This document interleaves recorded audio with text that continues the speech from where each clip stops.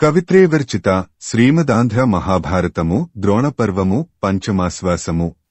కృతికర్త తిక్కన సోమయాజీ 1275 1260 సంవత్సరముల మధ్య ప్రచురణ తిరుమల తిరుపతి దేవస్థానములు 2013వ సంవత్సరము. వీడియో చేసినవారు కంచి త్యాగరాజులు 2024వ సంవత్సరము. వచనము కవిత్రేవర్చిత శ్రీమదాంధ్ర మహాభారతము ద్రోణపర్వము పంచమాశ్వాసము. అశ్వత్థామ పూన్కెవలన గౌరవయోధులు మరల ననికి గడంగుట అని పలికి ఇంకా ఇట్లా అన్నాడు. మా తండ్రి నారాయణుడిని ఉపాసించి అతడి వలన ఒకానొక దివ్యాస్త్రాన్ని పొందాడు. అదే నారాయణాస్త్రం. దానిని అతడు నాకు ఇచ్చాడు. ఆ దివ్యాస్త్రం వీరు చంపదగనవారు వీరు చంపదగనివారు అనే భేదం లేక శత్రు నిర్మూలనం చేసివేస్తుంది. దానిని ప్రయోగించి విజయాన్ని సాధిస్తా చూడుము, చూస్తావు కదా అని అశ్వత్థామ తన దగ్గరనున్న దివ్యాస్త్ర ప్రభావాన్ని వర్ణించి చెప్పగానే దుర్యోధనుడు, దుశ్శాసనాదులు, సేనాధిపతులు అందరూ యుద్ధ సన్నద్ధులై శంఖాలను పూరించారు, సింహనాదాలు చేశారు. భేరీ మృదంగాది వివిధ రణరంగ వాద్యాలు మ్రోగాయి. అన్నింటి ధ్వనులు ఆకాశాన్నంటాయి. చతురంగబలాలు ముందుకు నడిచాయి. అశ్వాల డెక్కలతో, రథచక్రాల కమ్ములతో, ఏనుగుల పాదాలతో ఒరపిడి పొంది ఆ భూమి అంతా కదలుచున్నట్లనిపించింది. ఓ ధృతరాష్ట్ర మహారాజా! ఇట్లా మన సైన్యాలు శత్రు సైన్యాలపై మళ్లీ విజృంభించాయి అని చెప్పగానే విని ధృతరాష్ట్ర మహారాజు సంజయుడితో ఇట్లా అన్నాడు. ఆట వెలది. ఓ సంజయ! ఆ విధంగా మన సైన్యాలు యుద్ధానికి సమాయత్తమై వస్తూ ఉండగా పాండవులు ఏ విధానాన్ని అనుసరించారు? అంతా స్పష్టంగా చెప్పుము అని ధృతరాష్ట్ర మహారాజు ప్రశ్నించగానే సంజయుడు అతడితో ఇట్లా అన్నాడు. వచనము ఈ విధంగా కురుసైన్యాలు పెల్లుబికిన ఉత్సాహంతో యుద్ధానికి కదలివస్తూ ఉండగా చూచి ధర్మరాజాదులు కూడా అందరూ ఏకమై తమ సైన్యాన్ని కూడా యుద్ధానికి పురికొల్పారు. తాము కూడా యుద్ధానికి సిద్ధమయ్యారు. ఆ సమయంలో ధర్మరాజు అర్జునుడితో కందము ఆచార్యుడు ద్రోణుడు పడిపోగానే ఆ కురుసైన్యాలు మిక్కిలి భయంతో చెల్లాచెదరై పారిపోయాయి కదా. మరి ఇప్పుడు కొండంత ఉత్సాహంతో తిరిగి యుద్ధానికి పూనుకొని ఇటు వస్తున్నవి కారణం ఏమిటో? కందము ఆ కౌరవ సైన్యంలో భూమి ఆకాశం బ్రద్దలయ్యేటట్లు గొప్ప ధ్వని పుట్టిందేమి? ఒకవేళ ద్రోణాచార్యుల మూతి వలన మనపై కోపం పుట్టి ఆ ఇంద్రుడు వీరి సహాయార్థం వచ్చి ఈ సైన్యానికి ఉత్సాహం కలుగటానికి వెంట నడుస్తున్నాడా? ఏమి ఇది? వచనము అని అడుగగా ధర్మరాజుతో అర్జునుడు ఇట్లా అన్నాడు. ఆట వెలది. అస్త్రత్యాగం చేసిన ఆచార్యుడిని చంపారనే కోపంతో ఈ కౌరవ సైన్యానికి ఇంత ధైర్యం నూరుపోసి మాపైకి పురికొల్పిన వారెవ్వరో అని. ఓ ధర్మరాజా! సందేహపడవలదు. నేను చెప్పుతాను వినుము. చంపకమాల. ఓ ధర్మరాజా! ఆ ద్రోణాచార్యుడి కుమారుడు అశ్వత్థామ తన తండ్రిని అధర్మంగా ఒకడు సంహరించటానికి అతడి తల పట్టుకున్నాడని విన్నాడు. అట్లా తన తండ్రికి జరిగిన అవమానానికి ఊరుకుంటాడా? అతడు సామాన్య వ్యక్తి కాడే. ఎంతో దివ్యాస్త్ర సంపద, అద్భుతమైన బాహుబలం, అతిమానుషమైన పరాక్రమం అతడికున్నాయి. అది మనకుగాని ఈ లోకానికి గాని తెలియనిది కాదు. తననెవ్వరు ఎదిరించి నిలువలేరనే విధంగా విజృంభించాడు. అంతే, దీనికంతటికీ అతడే కారణం. తేటగీతి. అశ్వత్థామ తాను పుట్టగానే ఇంద్రుడి అశ్వం ఉచ్చయస్రవం వలె పెద్ద సకిలింత చేశాడట. దానితో భూమి కంపించిపోయింది. అది చూచి ఆకాశం నుండి అశరీరవాణి ఈ శిశువు అశ్వత్థామ అనే పేరుతో ప్రసిద్ధి చెందుతాడు అని చెప్పింది. ఆ అద్భుతం అక్కడ ఉన్న జనులందరూ విన్నారు. వచనము ఈ కౌరవ సైన్యం ఇట్లా ఆటోపంతో యుద్ధానికి ఉద్యమిస్తున్నదంటే దానికి కారణం ఈ అశ్వత్థామయే అని అర్జునుడు ధర్మరాజుతో చెప్పి మరలా ఇట్లా అన్నాడు. ఆట వెలది. ఇంతవరకు పాపమంటే తెలియని ఓ ధర్మరాజా! ఇప్పుడే పాపానికి ఒడిగట్టావని ధ్వని. ద్రోణాచార్యుడు నీవు సత్యవంతుడవు, ధర్మాత్ముడవు, మీదు మిక్కిలి తనకు శిష్యుడవు అని ఎంతో ఆదరభావంతో కొడుకు మరణాన్ని గూర్చి నిన్ను అడిగాను. నీవు ధర్మహానికి పూనుకోగా గురుడు తన పుత్రుడు అశ్వత్థామ మరణించినట్లుగా ధృవీకరించుకున్నాడు. కందము: ఓ ధర్మరాజా, ఇట్లా కపట వృత్తితో రాజ్యం పొందటం తగునా? అట్లా పొందిన రాజ్యం పేరు తెస్తుందా? ఆ సంపద అభివృద్ధిని సాధిస్తుందా? ఇంకా ఏం చెప్పి ఏమీ ప్రయోజనం? లోకం దృష్టిలో మనం వెలియే గౌరవాన్ని కోల్పోయామన్న మాట నిజం. వచనము: అంతేకాక మత్తేభము. ఓ ధర్మరాజా, ఇట్లా పనికిరాదు, చేయటం వద్దు అని పెద్ద కంఠస్వరంతో నేను అడ్డుకొంటూ అతడివైపు పరుగెత్తుతూనే ఉన్నాను. అయినా లెక్కచేక ధృష్టద్యుమ్నుడు ద్రోణాచార్యుడి కేశగ్రహణం చేసి శిరస్సును ఖండించటానికి ఇందుకు పూనుకొన్నాడు. ఆ కోపంలో ధర్మహాని జరుగుతుందని కూడా విచారించలేదు. అట్లా అధర్మంగా తన తండ్రి తల నరికివేయటం వల్ల కలిగిన దీనత్వంతో క్రోధం పెల్లుబికి ప్రతీకారంగా ధృష్టద్యుమ్నుడిపై దాడి చేయకుండా ఊరుకొంటాడా? కందము: ఓ ధర్మరాజా, ఒక్కపెట్టుగా మన సైన్యాన్ని వమ్ము చేతల పెట్టి విజృంభించి వస్తున్నాడు. అశ్వత్థామను ఎదుర్కొనటం, ధృష్టద్యుమ్నుడిని అతడి బారి నుండి కాపాడటం నీకుగాని ఇక్కడున్న వారికిగాని సాధ్యమవుతుందా? వచనము: అర్జునుడు ఇట్లా ధర్మరాజుతో అనగా భీముడికి కోపం వచ్చి ఆ అర్జునుడితో ఇట్లా అన్నాడు. చంపకమాల: ఓ అర్జున, నీవు అరణ్యాలలో ఉండి తపస్సు చేసుకునే మునులు పలికినట్లు పలుకుతున్నావు. ద్రోణవధ గురువధ అని భావించి నీవు ఒప్పుకొనటం లేదు. గురువు శిష్యుడు పుత్రుడు అనే సంబంధ పరిగణన యుద్ధంలో లేదని రాజనీతి చెప్పుతున్నది. ఇక కపటంగా వధించటం అధర్మమనియా నీ భావన? ధర్మంగానే ఉన్నదా కౌరవుల ప్రవర్తన? ఆనాడు సభలో ద్రౌపది పడిన భంగపాటుకు ఇటువంటివి ఎన్ని చేసినా మనకు పాపమంటదు. తేటగీతి: ఓ అర్జున, శత్రువులు మనమీదికి మిక్కిలి వేగంతో వచ్చిపడుతూ ఉంటే వాళ్లను తిప్పికొట్టటానికి మేము సంభ్రమంతో సమాయత్తమవుతూ ఉంటే ఈ సమయంలో నిరుత్సాహపరచే నీ మాటల ధోరణి చూస్తూ ఉంటే పక్వమై పగిలిన పుండ్ల మీద ఉప్పు చల్లినట్లున్నది. ఇట్లా మాట్లాడటం నీకు తగదు. ఇంతకంటే నిన్ను నేనేమనగలను? కందము: ఓ అర్జున, నేనంటే ఏమో కురువీరులకు తెలుసు. నాకు కూడా ఆ కురువీరుల బలపరాక్రమాలు కొంత తెలుసు. ఇక చూడు, వారినందరినీ నా బాణాలు పరిఘలు ప్రయోగించి దృఢప్రహరణాలతో సంహరిస్తానుగాని ఊరికే పోనిస్తానా? వచనము: ఇట్లా భీముడు అర్జునుడితో పలికిన వెంటనే ధృష్టద్యుమ్నుడు కూడా అర్జునుడిని చూచి ఇట్లా అన్నాడు. చంపకమాల: ఓ అర్జున, ఉపాయము బలములేని సామాన్య సైనిక జనాన్ని తన దివ్యాస్త్ర ప్రకాశాన్నంతా చూపి చూపి దారుణంగా చంపాడు. ఆ గురుడు ధార్మికుడా?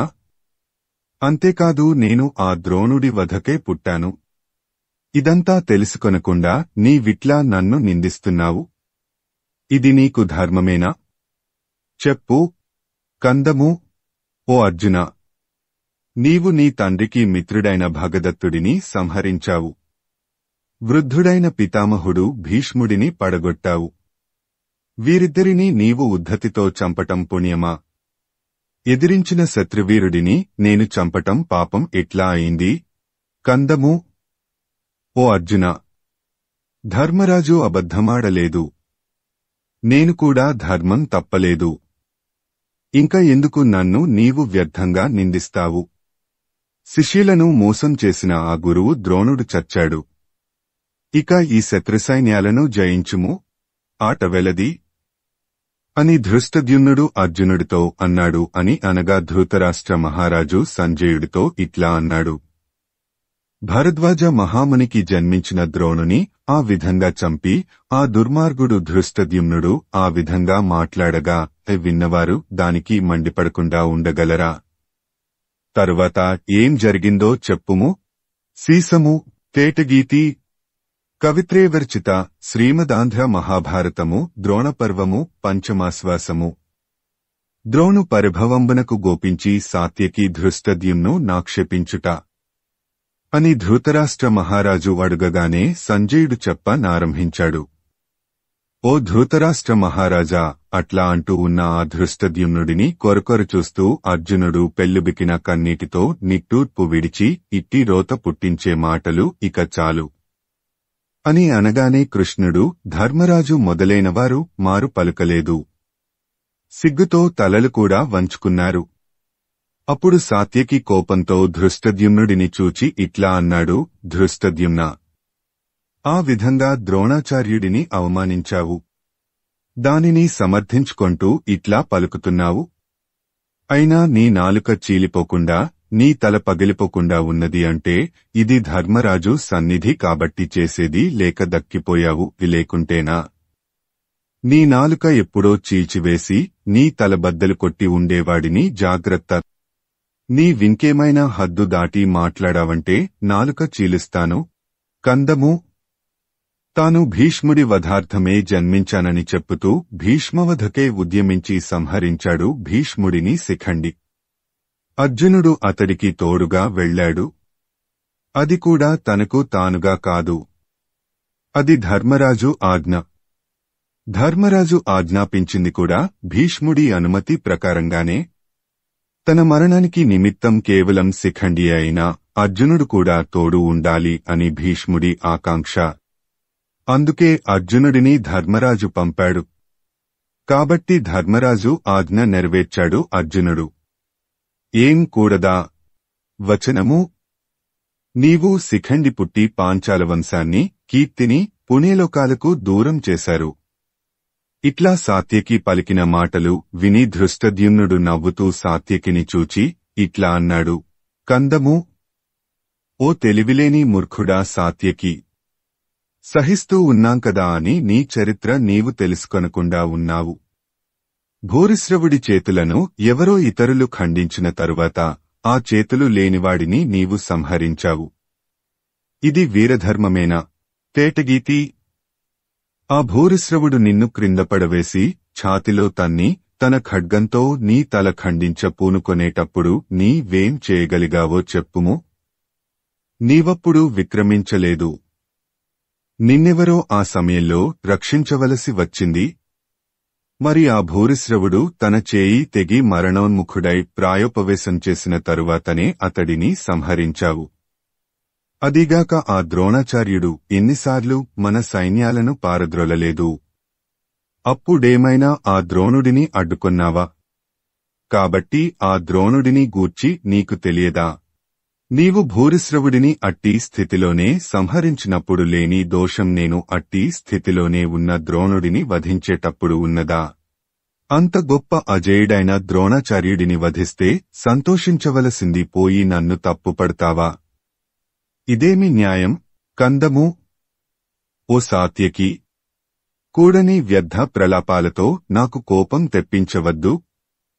ఇంకా ఏమైనా ప్రేలావంటే నీ తల తెగవేస్తాను. అదుగో కౌరవ సైన్యం విజృంభిస్తూ ఉన్నది. కలిసి పోరాడి ఆ సైన్యాన్ని పారద్రోలుదాంరా. వచనము. అని ధృష్టద్యుమ్నుడు అనగా సాత్యకి కన్నులెర్రబారాయి. ధనుస్సు రథం మీద పడవేసి గద గైకొన్నాడు. ఓ ధృష్టద్యుమ్నా! మాట్లాడితే నీకు కోపం వస్తుంది కదా. మాటలెందుకు? చేతలతోనే నిన్ను శిక్షిస్తాను. కాచుకొమ్ము అని భూమిపైకి రథం నుండి దూకి ధృష్టద్యుమ్నుడిపైకి పరుగుతీస్తూ ఉన్నాడు. అది చూచి కృష్ణుడు అతడిని ఆపటానికి భీముడిని పంపాడు. భీముడు రథం నుండి దిగి పరుగెత్తి 6 అడుగుల దూరంలో అతడిని ఆపాడు. ఆ సమయంలో సహదేవుడు వచ్చి సాత్యకితో, మిమ్ములను పాంచాలులను మించిన బంధువులు మాకు, మమ్ములను మించిన బంధువులు ఆ పాంచాలురకు, వారల కంటే మాకంటే ఎక్కువైన మిత్రులు మీకు లేరు. అటువంటప్పుడు మీలో మీరు కలహించుకోవచ్చునా? కోపం మానుము అని అంటూ ఉంటే భీముడితో ధృష్టద్యుమ్నుడు, నీవు అతడిని ఆపవద్దు. అతడు నా చేతగాని నీ చేతగాని ఆగడు. నేనేమీ ఒంటిచేతి భూరిశ్రవుడినా? కాదు. మిడిసిపడుతున్నాడు అని అంటూ ఉంటే సాత్యకి భీముడి బాహుబంధంలో పడి తప్పించుకొనలేక పామువలె బుసకొడుతూ ఉంటే అది చూచి కృష్ణుడు ధర్మరాజు వెళ్లి అతి ప్రయత్నం మీద ఆ సాత్యకి ధృష్టద్యుమ్నులను యుద్ధం నుండి ఆపారు. ఆ తరువాత కందము భేరీ మృదంగ శంఖధ్వనులు చెలరేగగా పాండవ కౌరవ సైన్యాలు రెండు సముద్రాలు ఒకదానితో నొకటి ఢీకొంటున్నాయా అన్నట్లు ఎదుర్కొన్నాయి. కందము ఇంతకుముందు ద్రోణాచార్యుడిని వధించామనే గర్వంతో పాండవ సైన్యము అజేయుడైన అశ్వత్థామ మాకు అండగా దొరికాడనే ఉత్సాహంతో కౌరవ సైన్యము సాటిలేని గర్వంతో అత్యధిక విజృంభణంతో తరువాతి గద్యంతో అన్వయం వచనము యుద్ధం చేయటానికి ఉపక్రమించాయి. ఆ సమయంలో అశ్వత్థామ దుర్యోధనుడిని చూచి కందము అబద్ధమాడి బ్రతికిపోదామనుకున్న ధర్మరాజు సైన్యాలన్నీ బ్రతికిపోతాయని అనుకున్నాడు. కాని యుద్ధంలో ఏ విధంగా పడిపోతాయో ఏ విధంగా భయపడి పరుగెత్తిపోతాయో కన్నార చూడుము. వచనము అని మనస్సును ఏకాగ్రం చేసి నారాయణాస్త్రాన్ని స్మరించి శత్రుసైన్యం మీద ప్రయోగించగా మత్తేభము భూమండలమంతా గెరగిర తిరిగింది. సూర్యకిరణాలలో కాంతి తరిగిపోయింది. దిక్కులు వణకాయి, ఆకాశం అదిరింది, పర్వత సమూహాలు వరుసగా కంపించాయి. సముద్రాలు చెలియలికట్టలపై పొర్లిపారాయి, భయంకరంగా పెక్కుపెడుగులు ధ్వనించాయి. వచనము ఈ విధంగా అతి భయంకరంగా ఆవిర్భవించిన ఆ నారాయణాస్త్రం ప్రముఖాలు అగ్నిమయాలు అయిన అర్ధచంద్రాలు, భల్లాలు, నారచాలు, క్షురాలు అనే దేదీప్యమానమైన బాణరూపాలు దాల్చి ఆ పాండవుల సైన్యాన్నంతా ఒక్కపెట్టుగా చుట్టుముట్టాయి. ఇక చేసేది లేక పాండవుల సైనికులు తెగించి ఎన్నో బాణాలు కురిపించి ఆ దివ్యాస్త్రం నుండి వెలువడిన బాణాలను మరలించారు. ఇంకా వివిధోపాయాలతో గట్టిగా పోరాడుతూ ఉండగా ఆ దివ్యాస్త్రం పొంగిపోతూ భయంకరమైన అగ్నిజ్వాలలను భూమి, ఆకాశం, భూమ్యాకాశాల నడిమి ప్రదేశం అంతటా ఆవరింపజేసి ఆ చతురంగ బలాలను నశింపజేసింది. ఆ పాండవుల సైన్యం ఎంతెంతగా ఆ దివ్యాస్త్రంపై విజృంభించిందో అంతంతగా విజృంభించి సైన్యాన్ని దహిస్తూ పరుగెత్తి వస్తూ ఉంటే ఆ సేనలు పరుగెత్తసాగాయి. అప్పుడు అర్జునుడు ఓరకుండటం చూచి అతడు శ్రీకృష్ణుడు వినేటట్లుగా ధర్మరాజు సాత్యకిని ధృష్టద్యుమ్నుని చూచి ఇట్లా అన్నాడు. సీసము తేటగీతి ఆ ద్రోణులవారు ఎంతటి ధర్మాత్ముడంటే కౌరవులు ఆ సభలో ద్రౌపదిని అవమానపరుస్తూ ఉంటే ఉపేక్ష చేశాడే కాని ఎంతమాత్రం పట్టించుకొనలేదు. పలువురు వీరులను కూడగట్టుకుని చిన్నవాడైన అభిమన్యుడిని సంహరింపజేశాడు. ఇంక కొంచెం సేపు ఆగితే అర్జునుడు ఎక్కడ ప్రతిజ్ఞాభంగం అయి అగ్ని ప్రవేశం చేస్తాడో అనే దుహకంతో అతడికి సహాయానికి వెళ్లుతూ ఉంటే మనలను ఆ విధంగా అడ్డుకున్నాడు. ఈయన ధర్మనిష్ఠ అట్టిది. ఆ ధర్మనిష్ఠ మనకు అక్కరలేదు. మనం అట్టి ధర్మాత్ముడితో సాటి రావటం చెల్లుతుందా? అది సరే, నేనిప్పుడు ఆ అస్త్రాగ్ని జ్వాలల వైపు వెళ్లుతున్నాను. ఓ సాత్యకి, ఓ ధృష్టద్యుమ్న, ఇక మీరు మీ సైన్యాలతో పారిపోండి. ఆ అర్జునుడి కోరిక సఫలమవుతుంది. ఆ కృష్ణుడు ఏం చేస్తాడో ఇక అతడి ఇష్టం. వచనము అట్లా ధర్మరాజు అనగా విని కృష్ణుడు వెంటనే బిగ్గరగా సైనికులందరితో ఇట్లా అన్నాడు. ఓ సైనికులారా, మీరందరూ తొందరగా మీ వాహనాలైన గజాస్వరథాల నుండి దిగి మీ ఆయుధాలను క్రింద పెట్టి ఊరికే నేలపై నిలవండి. ఆ దివ్యాస్త్రం నేలమీద ఉన్నవారిని, ఆయుధాలు ధరించని వారిని ఏమీ చేయదు. ఎందుకంటే ఈ అస్త్రాన్ని అనుగ్రహించిన మహానుభావుడు ఈ అస్త్రానికి విరుగుడుగా దీనిని చెప్పాడు అని శ్రీకృష్ణుడు చెప్పిన మాటకు సైనికులందరూ ఒప్పుకొని అట్లాగే చేయటానికి పూనుకొనే సమయంలో భీముడు అడ్డువచ్చి ఇట్లా అన్నాడు. చంపకమాల, ఓ సైనిక వీరులారా, మీరు మీ పౌరుషాధిక్యాన్ని కోల్పోయేటట్లుగా మీ వాహనాలను దిగకండి. మీరు యుద్ధం మాని ఆయుధాలు క్రింద పెట్టకండి. ఇంద్రుడి వజ్రాయుధం వంటి నా వాడి బాణాల వైభవాన్ని, నా బలిష్టమైన గదా విహార విధాన్ని శత్రు సమూహాలు ప్రశంసించేటట్లుగా ఆ దివ్యాస్త్ర సామర్థ్యాన్ని అణచివేస్తాను. వచనము చేసిన అని సాహసించి శంఖాన్ని పూరించి భుజం చరచి సింహనాదం చేసి అశ్వత్థామను ఎదుర్కోగా అప్పుడు అశ్వత్థామ తన దివ్యాస్త్రాన్ని భీముడి వైపు మళ్లించాడు. కందము అగ్నిజ్వాలలవలె మండుతున్న అనేక బాణాలు భీముడి రథాన్ని చుట్టుముట్టగా అది చూచి తొందరగా సైనిక వీరులందరూ తమ తమ వాహనాలు దిగి ఆయుధాలను కింద పడవేశారు. వచనము కాలినడకన యుద్ధం చేసే సైనికులందరూ కూడా ఆయుధాలను క్రింద పెట్టారు. ఆ సమయాన ఇక ఆ దివ్యాస్త్రం ఎవ్వరినీ బాధించక భీముడివైపు వెళ్లుతూ ఉండగా కందము అర్జునుడు చూచి వెంటనే వారుణాస్త్రాన్ని ప్రయోగించాడు. ఆ అస్త్రం ప్రయోగించగానే ఆ నారాయణాస్త్రం వలన కలిగిన మంటలు కొద్దిగా తగ్గనారంభించాయి. దానిని కనిపెట్టాడు అశ్వత్థామ. వెంటనే ఆ నారాయణాస్త్ర బలాన్ని మరింత ఎక్కువ శక్తిమంతంగా చేశాడు. వచనము కవిత్రేవర్చిత శ్రీమదాంధ్ర మహాభారతము ద్రోణపర్వము పంచమాశ్వాసము నారాయణాస్త్రపీడితుం డగు భీము గృష్ణార్జునులు రథంబు డిగ్గజేయుట. వచనము ఈ విధంగా అశ్వత్థామ ఆ దివ్యాస్త్రాన్ని మరీ ఉద్ధృతం చేసిన వెంటనే అది విజృంభించి దావాగ్నివలె భీముడి చుట్టూ వ్యాపించింది. యుద్ధం మాని తమకు ఏమీ కాక నిలిచి ఉన్న ధర్మరాజాదులను ఎంత చెప్పినా పట్టుదలతో యుద్ధం మానక ఆ దివ్యాస్త్ర జ్వాలలచే చుట్టబడియున్న భీమసేనుని కృష్ణార్జునులు గమనించి రథం దిగి చేతిలోని ఆయుధాలు పడవేసి వట్టిచేతులతోనే పరుగెత్తి వారుణాస్త్ర కారణంగా అంతవరకు ఎక్కువ కాలకుండా ఉన్న భీమసేనుని రథం పైనుండి క్రింద పడేటట్లు త్రోయగా భీముడు పట్టువదలక రథాన్ని దిగకపోగా కృష్ణుడు భీముడితో ఇట్లా అన్నాడు. తేటగీతి ఓ భీమసేన, ఈ దివ్యాస్త్రాన్ని ఉపసంహరింపజేయటం ఎవ్వరికీ సాధ్యం కాదు కాబట్టి మేమిట్లా ఊరకే ఉన్నాము. ఒకవేళ సాధ్యమే అయితే ఇట్లా చేస్తూ ఊరుకుంటామా నాయనా? ఇక్కడికి చాలు, ఇక వద్దు. యుద్ధం చేయటం మానివేయుము. నే చెప్పే మాట వినుము. రథం నుండి త్వరగా దగనరుకుము. వచనము అని అంటూ కృష్ణుడు భీముడి చేతిలోని ఆయుధాలను లాగివేసి అర్జునుడు తాను ఇద్దరూ కలిసి ఆ భీముడిని రథం నుండి క్రిందికి తోశారు. ఈ విధంగా పాండవ సైన్యం దీనత్వాన్ని పొందగానే నారాయణాస్త్ర ప్రశాంతతను పొందింది. ఆ తరువాత కందము ఆ దివ్యాస్త్రం శాంతించగానే కృష్ణుడు సైన్యాలను సమాయత్తం కమ్మని ఆదేశించగా పాండవ సైన్యాలు వాహన సమూహాలతో శస్త్రాస్త్రాలతో వాద్యధ్వనులు చెలరెగగా కౌరవ సైన్యాలపైకి విజృంభించాయి. వచనము అట్లా పాండవుల సైన్యాలు తమపైకి సమరోత్సాహంతో ఆడంబరంగా రావటం చూచి దుర్యోధనుడు అశ్వత్థామ మళ్లీ ఒకసారి ఆ దివ్యాస్త్రాన్ని ప్రయోగించుమని అర్థించాడు. అందుకు అశ్వత్థామ దుర్యోధన, అది మళ్లీ ప్రయోగించటానికి వీలులేనిది.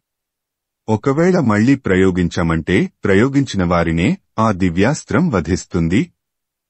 ఈ విధంగా జరుగుతుంది అని ఈ అస్త్రాన్ని ప్రదానం చేసే సమయంలోనే ఆ నారాయణ భగవానుడు మా తండ్రి ద్రోణుల వారికి చెప్పాడు. ఓడిపోవటం అంటే మరణంతో సమానమే కదా. అందుకే ఆ దివ్యాస్త్రం శత్రువుల ఓటమితోనే విరమించింది. ఇదంతా జరగటానికి కారణం ఆ కృష్ణుడు. ఆ కృష్ణుడికి ఈ దివ్యాస్త్రానికి బలికాకుండా ఎట్లా తప్పించుకునాలో తెలుసు. అందుకే తమ వారందరూ ఆయుధాలు క్రింద పెట్టే ఉపాయం పన్నాడు. దానితో ఈ దివ్యాస్త్రం వారిని దహించివేక అదృశ్యమైంది. ఇంక మనం ఏమి చేయగలము అని పెద్దగా నిట్టూర్చాడు. అని అనగా ధృతరాష్ట్రుడు సంజయుడితో ఇట్లా అన్నాడు.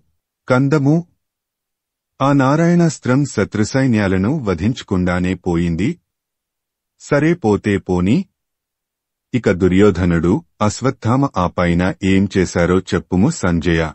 వచనము అని అడుగగా ధృతరాష్ట్రునకు సంజయుడు ఇట్లా చెప్పనారంభించాడు. కందము ఓ ధృతరాష్ట్ర మహారాజా, అశ్వత్థామ అట్లా అనగానే దుర్యోధనుడు ఇతర దివ్యాస్త్ర సమూహంతో పాండవ సైన్యాన్ని మట్టుపెట్టుము అని అనగానే మహాపౌరుషంతో తేటగీతి ఓ ధృతరాష్ట్ర మహారాజా, అశ్వత్థామ పాండవసేనపై బాణసమూహాన్ని విపరీతంగా వేస్తూ మనస్సులో తండ్రి ద్రోణాచార్యుడి మరణం దుఃఖం కలిగిస్తూ ఉండగా ఆశ్చర్యకరంగా పాండవ సైన్యాలను తరిమి వెంటనే ధృష్టద్యుమ్నుడిని ఎదుర్కొన్నాడు. తేటగీతి ఎదుర్కొనిన వెంటనే 25 బాణాలు అతడి శరీరంలో కృచ్చుకొనేటట్లు కొట్టి ఆగక ఎంతో వేగంగా మళ్లీ 23 భయంకరములైన బాణాలు వేసి నొప్పించాడు. అట్లా అశ్వత్థామ బాణాలతో కొట్టినా కూడా తడబడక ఆ ధృష్టద్యుమ్నుడు. వచనము: అశ్వత్థామను తీక్షణములైన బాణాలతో నొప్పించగా అశ్వత్థామ క్రోధావిష్టుడై మత్తేభము అశ్వత్థామ విజృంభించి ధృష్టద్యుమ్నుడి సారథిని, గుర్రాలను, విల్లును, ధ్వజాన్ని భూమిపై కూల్చగా సాత్యకి చూచి మదాతిరేకంతో ఎదిరించగా అశ్వత్థామ ఒకే ఒక బాణంతో సాత్యకిని మూర్ఛపడగొట్టాడు. వెంటనే ధృష్టద్యుమ్నుడి ఫాలభాగాన తీక్ష్ణమైన బాణంతో కొట్టాడు. ఆ బాణాఘాతంతో ధృష్టద్యుమ్నుడు కూడా రథం మీద మూర్ఛిల్లాడు. అప్పుడు వచనము: అట్లా ధృష్టద్యుమ్నుడు మూర్ఛపోవటాన్ని చూచి భీమార్జునులు అశ్వత్థామను ఎదుర్కొనగా వారికి తోడుగా శిశుపాలుడి మనుమడు చేదిదేశం యువరాజు మాళవదేశీయుడు సుదర్శనుడు పురువంశీయుడు వృద్ధక్షత్రుడు వీరు ముగ్గురు వారిని అనుసరించి వెళ్లారు. ఈ 5 వీరులు అశ్వత్థామ పైకి 5 బాణాలు ప్రయోగించారు. ఆ బాణాలను అశ్వత్థామ తాను 25 బాణాలతో నడుమనే నరికివేశాడు.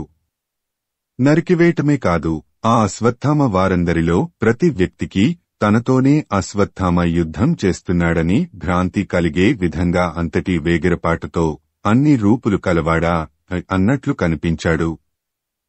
భయంకరాలైన 3 భల్లాలతో మొదట సుదర్శనుడి చేతులు, తల నరికి సంహరించాడు.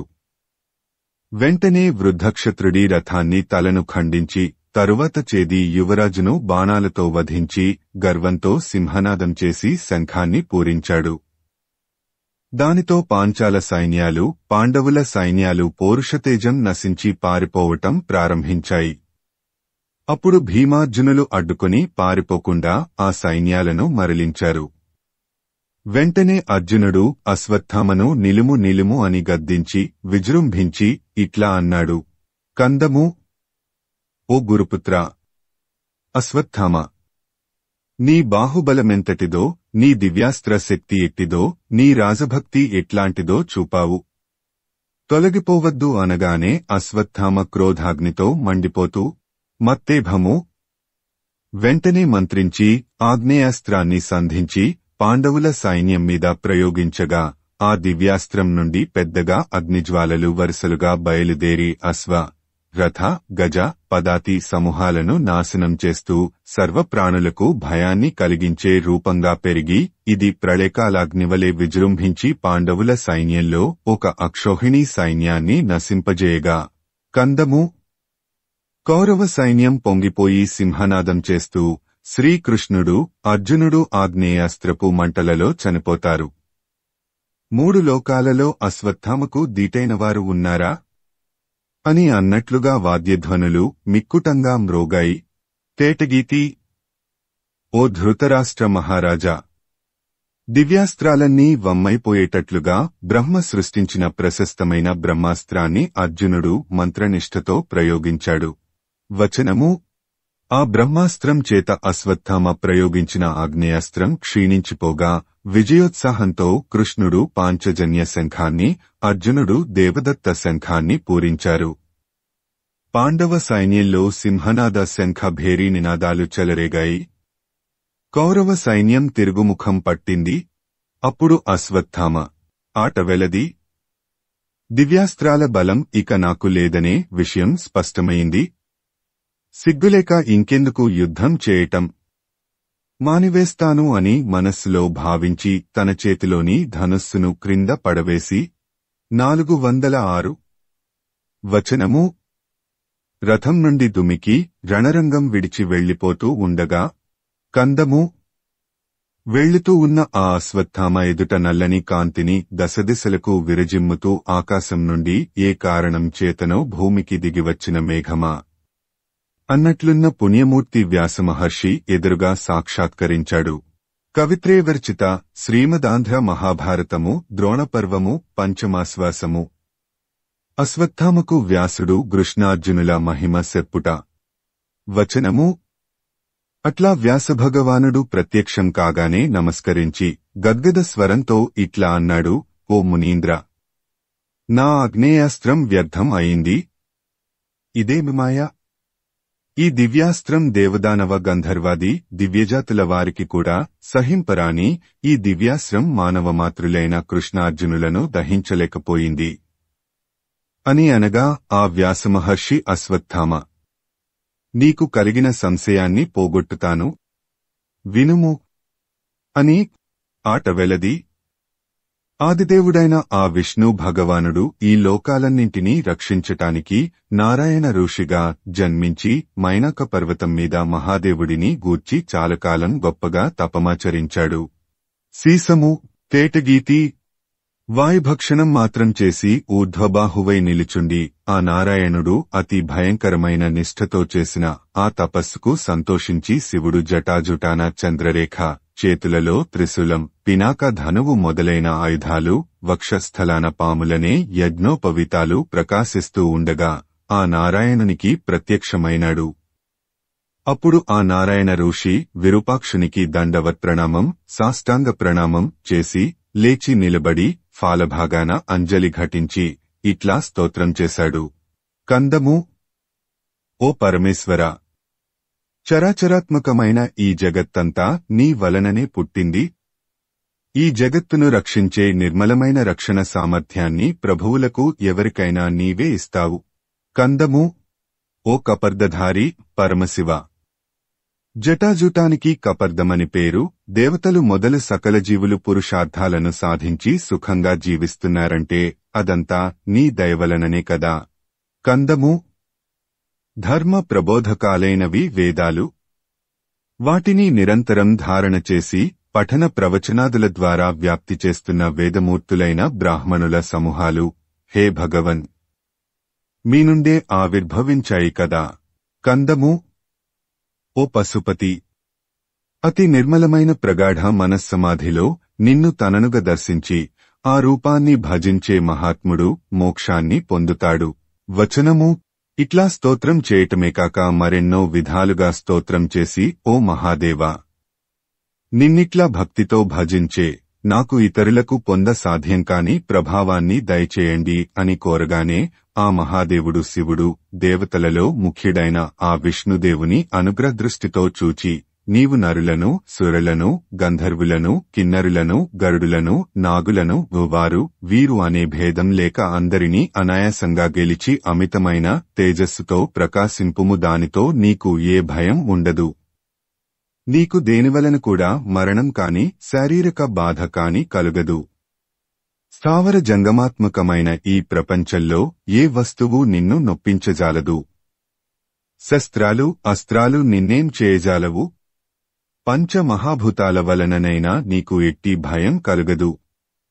ఏవీ కూడా నిన్ను ఏమీ చేయజాలవు. తడి వస్తువులు, ఎండిన పొడి వస్తువులు ఏవైనా కాని నిన్నేమీ చేయజాలవు. ఎదిరిస్తే నన్ను కూడా జయించివేస్తావు అని ఆ శివుడు వరాన్ని ఇచ్చాడు. కాబట్టి ఎవ్వరికీ జయింపశక్యం కానివాడై సర్వోత్కృష్టుడై నారాయణుడు విలసిల్లాడు. ఆ నారాయణుడి నుండి పుట్టినవాడు కావటం చేత కూడా అట్టివాడై ఆయనతో కూడి ఈ నరుడు సంచరిస్తూ ఉంటాడు. నరసఖుడైన ఆ నారాయణుడు తన లీలలచేత లోకులను మైమరపిస్తూ ఉంటాడు. మహానుభావులిద్దరూ దానవ సంహారం చేసి ధర్మ సంస్థాపనం చేయటానికి అవసరం కలిగినప్పుడు ఆయా అవతారాలను ఎత్తుతుంటారు. ఓ అశ్వత్థామ, ఈ కృష్ణార్జునులు ఎవరో కాదు, ఆ నారాయణ నరులే వీరు అని వివరించి వ్యాసమహర్షి అశ్వత్థామతో ఇంకా ఇట్లా అన్నాడు. కందము, ఓ అశ్వత్థామ, నీవు కూడా దైవస్వరూపుడవే అనగా దైవాంశ సంభూతుడవే. ఎందుకంటే నీలో తపస్సు, తేజస్సు, విద్యలు ఇవన్నీ సమగ్రంగా ఉన్నవి. అయినప్పటికీ ఆ నరనారాయణులకు నీకు ఉన్న తేడాను వివరిస్తాను వినుము. తేటగీతి, ఓ అశ్వత్థామ, పూర్వజన్మలో నీవు శుభ్రమైన మన్నుతో అందమైన శివుని ప్రతిమను చేసి ఆ ప్రతిమకు ప్రాణ ప్రతిష్ఠ చేసి భగవంతుని ఆవాహించి అన్ని పూజలు నిష్ఠతో చేశావు. కందము, ఆ కృష్ణార్జునులు పూర్వం నారాయణ నరరూపులే ఉన్నప్పుడు కఠోర నియమాలు పాటించి ఆ పరమేశ్వరుడిని లింగంగా ప్రతిష్ఠించి భవ్యంగా ఆరాధించారు. వచనము: ఏ విధంగా శివారాధన చేసినా మనోరథాలు అన్నీ నెరవేరుతాయి. అయినా అందులో లింగాకారంలో ఉన్న శివుడిని పూజించటం ప్రతిమాకారంలో ఉన్న శివుడిని పూజించటం కంటే ఎన్నో రెట్లు అధికం. ఆ కృష్ణార్జునులు లింగాకారంలో ఉన్న శివుడిని ఆరాధించారు. నీవేమో ప్రతిమలో శివుడిని పూజించావు. అందుకే వారిని జయించటం నీకెట్లా సాధ్యమవుతుంది? మీరు పూర్వజన్మలో చేసిన పూజా ఫలాలను తారతమ్యాలతో అనుభవించక తప్పదు కదా అని తెలియజెప్పగా అశ్వత్థామ పులకించి ప్రశాంతత పొందిన మనస్సుతో ఆ పరమేశ్వర రూపాన్ని మనస్సులో ధ్యానించి నమస్కరించాడు. కృష్ణుడిని ప్రస్తుతించాడు. వ్యాసుడికి పాదాభివందనం చేశాడు. అప్పుడు వ్యాసుడు అంతర్ధానం చెందగా అశ్వత్థామ వెంటనే మళ్లీ వచ్చి రథాన్ని అధిరోహించాడు. అప్పుడే సూర్యాస్తమయం అవుతూ ఉండటం గమనించి దుర్యోధనుడి సమీపానికి వెళ్లాడు. సూర్యాస్తమయం కావస్తూ ఉన్నది. ఇక యుద్ధం విరమింపజేసి సైన్యాన్ని మరలిస్తాను అని తత్కాలోచితంగా చెప్పాడు. సైన్యం యుద్ధరంగం నుండి మరలింది. ఆ కౌరవవీరులు ముఖాలు దీనంగా పెట్టి తమ తమ విడిదిలకు తరలి వెళ్లారు. పాండవులు విజయభేరులు మ్రోగిస్తూ సింహనాదాలు చేస్తూ ఉప్పొంగుతున్న సముద్రం వలె ఉన్న సైన్యాన్ని మరలించుకొని ఏ చింతా లేక సంతోషంతో నిండిన మనస్సులతో శ్రీకృష్ణుని అభినందనలు అందుకొంటూ తమ శిబిరాలకు వెళ్లారు. కవిత్రేవర్చిత శ్రీమదాంధ్ర మహాభారతము ద్రోణపర్వము పంచమాశ్వాసము. వేదవ్యాసమునీంద్రుడర్జునునకు బరమేశ్వరు మహిమ సెప్పుట. మత్తేభము. అర్జునుడు మహనీయమైన ఆకారం కలవాడు, మునులలో శ్రేష్ఠుడు, ధర్మతేజస్సు చేత కీర్తించదగనవాడు, హోమాగ్నితో సమానమైన కాంతి కలవాడు, దయాగుణంతో కూడుకున్నవాడు, ప్రతీప మహారాజు వంశాన్ని ఉద్ధరించినవాడు, ఆశ్చర్యాన్ని గొలిపే విజ్ఞానానికి నిధి అయినటువంటివాడు, వేదాలకు సుఖ నివాసమైన ముఖ పద్మం కలవాడు, విజయాన్ని కలిగించటానికే వచ్చినవాడు అయిన వేదవ్యాస మహర్షిని. వచనము: కొంత దూరంలో చూచి వేగిరపాటుతో లేచి ఎదురేగి వినయంతో సాష్టాంగ నమస్కారం చేసి తోడ్కొని వచ్చి సమీపస్థలంలో కూర్చుండబెట్టి అర్ఘ్యపాద్యాది పూజలతో ఆరాధించి దగ్గరగా వచ్చి నేలమీద కూర్చొని మందహాసం చిందే అతడి వదనారవిందాన్ని చూస్తూ చేతులు జోడించి తేటగీతి: మహాత్మా, నేను చెప్పే విషయం సావధానంగా వినండి. నేను యుద్ధంలో శత్రువులను కొట్టటానికి పూనుకొంటూ ఉండగా నా ముందర భూమిపై కాళ్లంటకుండా త్వరత్వరగా విజృంభించి నడుస్తూ అగ్నివలె జ్వలిస్తూ ఉన్న ఆకారంతో ఒక మహాపురుషుడు చంపకమాల తన చేతులలో తలుకులినే భయంకరమైన శూలం పట్టుకున్నాడు. ఆ శూలం నుండి మరెన్నో భయంకరాలైన శూలాలు మాటిమాటికి పుట్టుతూ శత్రువులందరినీ సంహరిస్తూ ఉంటే నాకెంతో ఆశ్చర్యం కలిగింది. అతడు నా ముందు సంహరిస్తూ పోతూ ఉంటే నేను వెనుక నుండి శత్రువులపై బాణాలు కుమ్మరిస్తూ పోతూ సంహరించింది నేనే అని అనుకుంటూ ఉన్నానే తప్ప నిజానికి సంహరించింది నేను కాదు, అతడే. కాని సంహరించాననే కీర్తి, శత్రువిజయం గొప్పగా నాకు దక్కింది. కందము: ఆ దివ్యపురుషుడు ఎవరా అని ఎప్పుడు మనస్సులో అనుకొంటూ ఉంటాను. అతడెవడో నాకు మీరు స్పష్టంగా చెప్పాలి అని అర్జునుడు అడుగగా ఆ వ్యాసమహర్షి సంతోషంతో ఇట్లా అన్నాడు. వచనము: నీవు అడిగిన ఆ మహాపురుషుడు ఉత్పలమాల. అతడు ఈ సృష్టికంతటికీ మూలమైనవాడే కాని తనకు ఆది అనేది లేనివాడు, అనాది. ఈ లోకాలనన్నింటినీ పరిపాలించే ప్రభువు. తనకు అంతం అనేది లేనివాడు, వేదాలు ఉపనిషత్తులు మొదలైన అనంత శబ్దరాశి ప్రబోధించే తత్వస్వరూపుడు. పాపాలు హరించి శుభాలు కూర్చే దివ్యమైన నామం కలవాడు, పార్వతీపతి. మూడవ కంటితో ప్రకాశించే లలాటం కలవాడు, భక్తికి వశమయ్యేవాడు. కందము: బాహ్యదృష్టికి అగుపించనివాడు, నిర్మలమైన చిత్తం కలవారికి చాలా సులువుగా లభించేవాడు. ఉత్పలమాల: నల్లని కంఠం కలవాడు, శుభాన్ని కలిగించేవాడు, శాశ్వతంగా ఉండేవాడు, సత్యమైన స్వరూపం కలవాడు, మండుతున్న ప్రళయకాల మహాగ్నిని చల్లార్చే అమృతవర్షమైనవాడు, ప్రకాశించే బాలచంద్రుని శిరోభూషణంగా కలవాడు, రాక్షసమూహాన్ని ఖండించే పనిలో ఆసక్తిగల గండ్రగొడ్డలి కలవాడు, అంతా తానైనవాడు, పవిత్రమైనవాడు, శాంతి అంటే ఎంతో ఇష్టపడేవాడు. వచనము వ్యాసుడిట్లా అతడి గుణగణాలను ప్రస్తుతించి, అర్జునుడు చూచినవాడు సాక్షాత్తు రుద్రుడని తెలియచెప్పి, దక్షయజ్ఞ ధ్వంసం, త్రిపురాసురమర్దనం మొదలైన ఆయన దివ్యలీలలను వివరించి, మహాదేవుడు, పశుపతి, శివుడు మొదలైన ఆయన శుభనామాలు కలగటానికి గల కారణాలను వివరించి, అర్జున, ఆ పరమేశ్వరుడే నీ అభీష్టాన్ని నెరవేర్చటానికి నీ ముందుకు విచ్చేశాడు. పెన్నిధిని కన్న పేదవలే నీవు ధన్యుడవయ్యావు. ఆ అంధకాసుర భంజనుని కారణంగా ప్రబల శత్రువులు నశిస్తారు. ఆ ప్రప్రథమ ధనుర్ధారి అయిన శివుడు ఈ విధంగా శత్రువధ చేయగా నీవు గెలుపు పొందుట సులభం అయింది.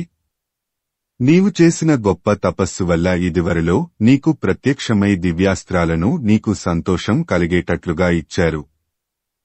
అంతటితో తృప్తినొందక ఇప్పుడు ఈ విధంగా శత్రువుల ప్రాణాలు హరించి తన భక్త పరాధీనతను ప్రకటించాడు. నీవు పుణ్యాత్ముడవు. ఆ పరమాత్ముని మనస్సులో నిలుపుకొని నమస్కరింపుము. ఆ సర్వలోకరక్షకుని శరణువేడుము. ఆ కరుణామయుడు తన్ను శరణు కోరి వచ్చినవారికి ఆయురారోగ్య ఐశ్వర్యాది అభీష్టాలనన్నింటినీ శాశ్వతంగా ఉండేటట్లు అనుగ్రహిస్తాడు అని చెప్పగా, ఆ అర్జునుడు దండప్రణామ పూర్వకంబుగా భక్తిరసంతో నిండిన తన మనస్సులో ఆ చంద్రశేఖరుని నిలుపుకొని గొప్ప ఆనందాన్ని అనుభవించి వ్యాసుని పాదాలకు ప్రణమిల్లగా, ఆ మునీంద్రుడు అర్జునుని అభినందించి సుఖివి కమ్మని దీవించి వెళ్లిపోయాడు అని సంజయుడు ధృతరాష్ట్రుడితో చెప్పాడని వైశంపాయన మహర్షి జనమేజయ మహారాజుతో చెప్పాడు. చెప్పగానే, కందము, ఓ వైశంపాయన మహాముని, ద్రోణాచార్యుడి వృత్తాంతం విని చాలా సంతోషించాను. ఇంకా అటుపైన ఏం జరిగిందో వినాలని కుతూహలం కలుగుతూ ఉన్నది. కాబట్టి మీది కథ వినిపించండి. వచనము ఇట్లా అడుగగానే తరువాతి కణపర్వంలోని గద్యంతో అన్వయం. కవిత్రేవర్చిత శ్రీమదాంధ్ర మహాభారతము ద్రోణపర్వము పంచమాశ్వాసము. ఆశ్వాసాంతము. చంపకమాల.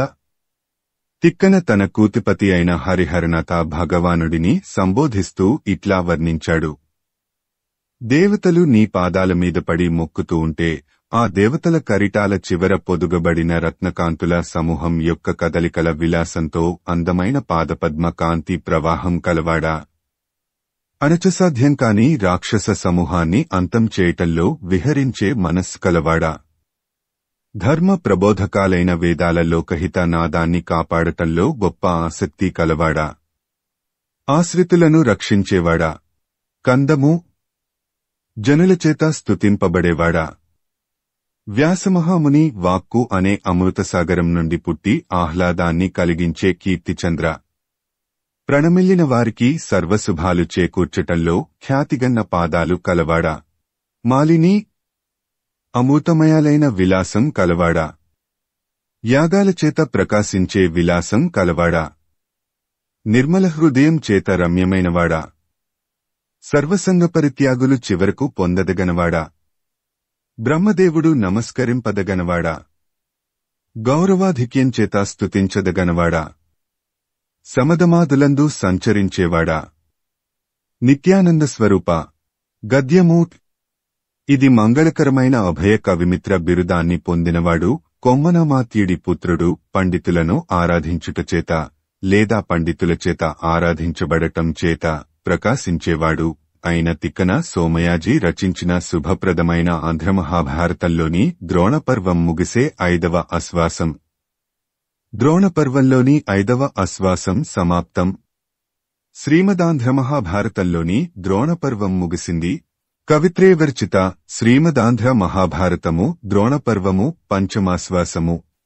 కృతికర్త తిక్కన సోమయాజీ 1275 1260 సంవత్సరముల మధ్య ప్రచురణ తిరుమల తిరుపతి దేవస్థానములు 2013వ సంవత్సరము.